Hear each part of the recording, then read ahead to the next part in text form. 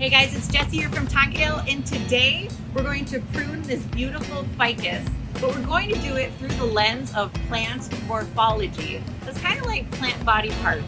So we're going to learn a little bit of science, the science behind pruning, and answer some of your questions about what do I do when my plant gets too big for its space. Let's get started. So I am a super science nerd. One of my favorite classes in college was plant biology or plant botany, like cross sections and microscopes. So good. But here in the real world, we have to look at things from a bigger picture point of view. Ficus are really easy to demonstrate pruning and plant morphology on, just because they're just laid out so they're very straightforward structurally. So here we have the apical meristem, or the boss bud, as I like to call it. This growing tip is in charge. This is the leader. This one's going to go. When we prune above a node. So a node is where a leaf meets a stem. And at that node, there's a dormant bud or an axillary bud. When we prune off our boss bud, we release its dormancy and it's allowed to, boom, go. Pruning serves two purposes, both to check the growth and also to create a more shapely and branchy plant.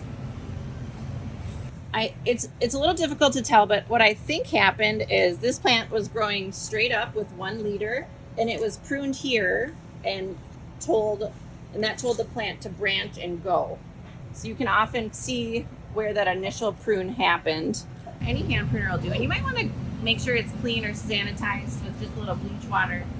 And then I just go right above a node at a 45-degree angle and give it a cut. Now be careful, some plants are going to exude some sort of a sap. The ficus is kind of like a latex base. This can be irritating, so maybe wear gloves. I think I'm going to be okay. Right now I'm going to wash my hands. So here we go. You see this one?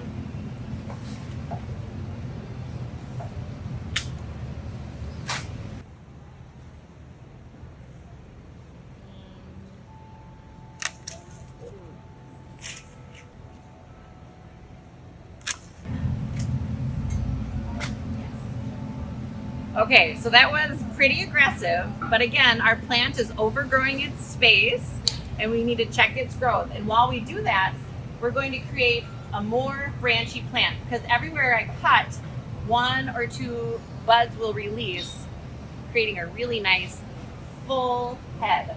And if we want to, another thing we can do here is we can trim off some of these lower leaves.